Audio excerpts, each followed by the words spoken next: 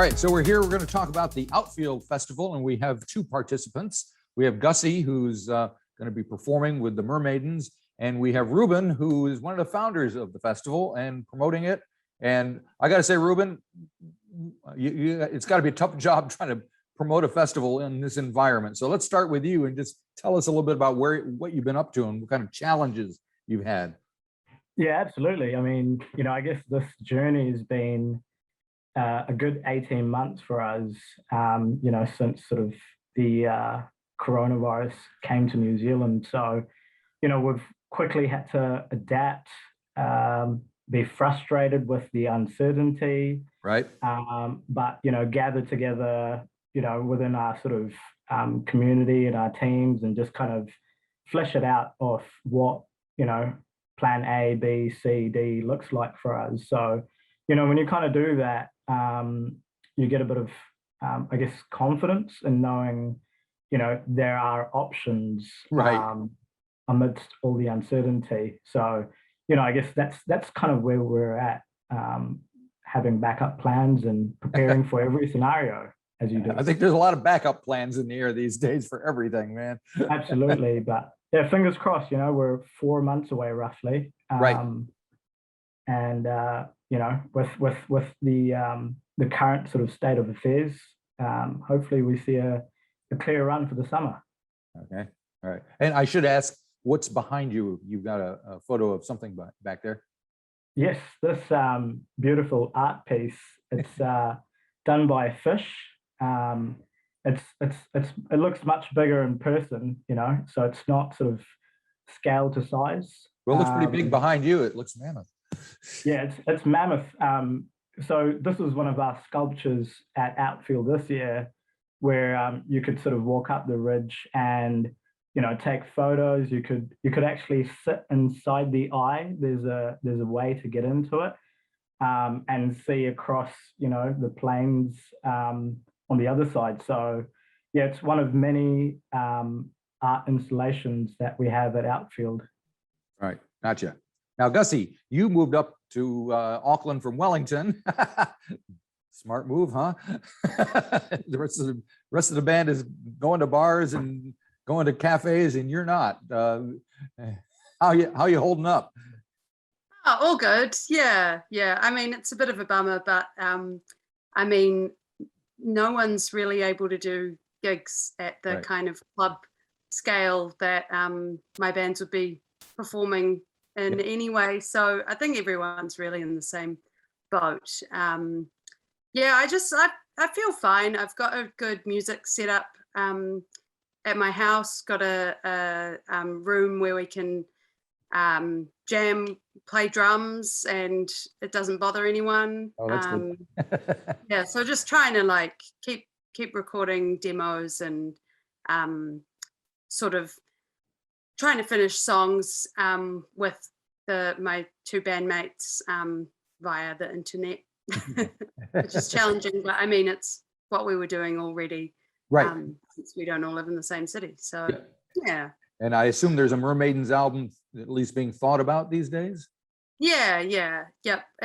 We've definitely slowed down, and I think that's been actually really good because the songs that we have finished, I'm really happy with, and they're just a lot more well thought out compared to our last album. So it might take a while, but we will have an album. Cool. Hopefully. Now you're a band that's been usually plays in little places like the Wine Cellar or the Whammy Bar and Tuning Fork and all that. So when you're playing at a place like the Outfield Festival and there's a ton of other people and bands and nobody's necessarily there just to see you, how does it change the way you approach your performance? It's we definitely think about it differently. Yeah, and I guess like the last 2 summers we've kind of got on that festival circuit a bit and played some festivals that we didn't really imagine that we would, and have had to kind of adapt and put together a bit more of a party set. Yep. Yeah. I think we've got play Louie all day. Yeah. we've got so many songs to choose from, so it's been fine. Right. But yeah, I guess just leaving the songs that have totally weird time signatures and Fair enough. Yeah. yeah. It's not going to go over so well in that environment. So Yeah, Reuben, when you were putting yeah. the festival together, were you the guy who's choosing who's playing and all that? How do you look at it? How did you approach Yeah, it? absolutely. You know, like we're fortunate where, as I mentioned to you earlier, like we're undertaking these showcases through the year. And, you know, Madcap, Hayden and I, we've been in the New Zealand music industry for 11 years. So we try and keep our ears to the ground, look at, you know, the new music singles that are coming out, Right. talk to our peers, attend shows. You know, we do as much as we physically can to keep up with the music that's coming out. And, you know, I think like I had heard the Mermaidens album back in 2019, Look Me in the Eye. Yeah.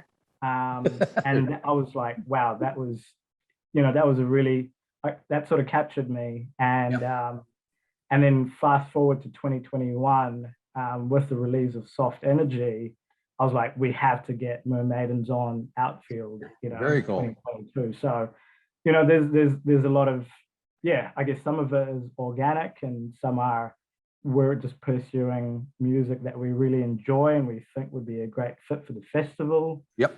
You know, there's a lot of, you know, careful thought process that goes behind that. Yeah. So I'll throw this out to both of you. It's a fairly diverse lineup. Like your headliner is Young Franco. You've got the Chills. You got Just B. You got the Mermaidens.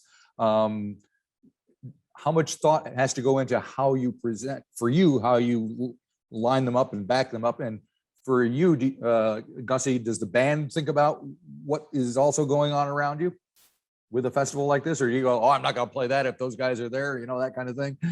Yeah, we're really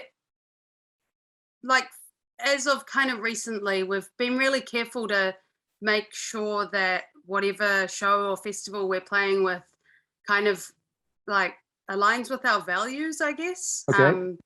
And yeah, that's looking at the previous lineups and being like, yeah, have they tried to present a balanced lineup in terms of gender or cultural diversity? So yeah, it's not just like, oh, they're offering us money and it's a festival. Right. Let's do it. Like, yeah, I think I've been very conscious of just doing a bit of research and being like, these people look really great. I like what it's about. I'm happy to do it.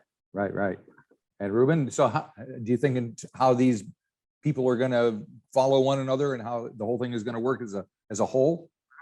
Yeah, absolutely. I mean, we you know, diversity and representation is very important to us. And from a musical soundscape as well, we want that variety through the day, across the stages. And truly, you know, I guess on paper, everyone's like, how is this going to work? But, you know, there's a lot of thought process into that set time and how the soundscape is going to progress through the day.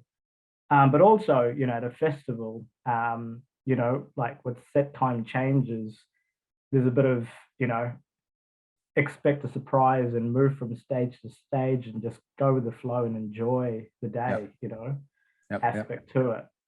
But certainly, you know, there is a bit of an art form to it for us anyway, I think. So we try and keep to the same sort of, you know, guidelines, I suppose, in terms of how we select artists for festivals. Yeah. Cool. All right. And the venue itself, it's in Hawke's Bay. Have you been there before, Gussie? Have you played in this spot? Yeah, I've spent a lot of time in Hawke's Bay because I've got lots of family there. Oh, that's good. So, yeah, that was also a really enticing thing. There you go. But yeah, Te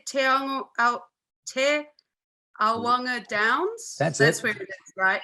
I haven't been to that area since I was a kid. So I'm hoping on this trip I'm gonna do Cape Kidnappers and just explore that area been meaning to for a while.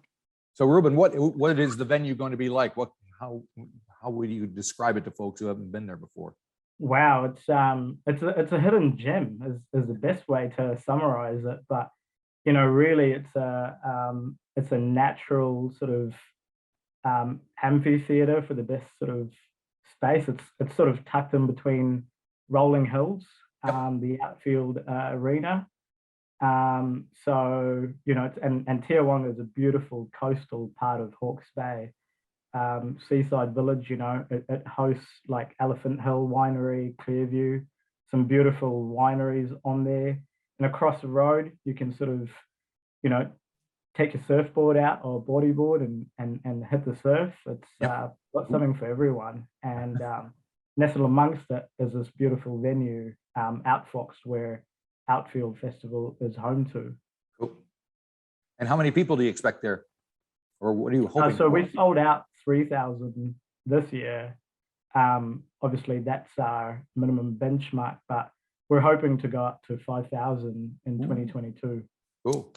Now, in Outfield aside, in general, you guys are involved in shows all the time. And obviously, I mean, they're getting canceled and rescheduled left, right, and center. And, we're worried about venues closing down and surviving and all that.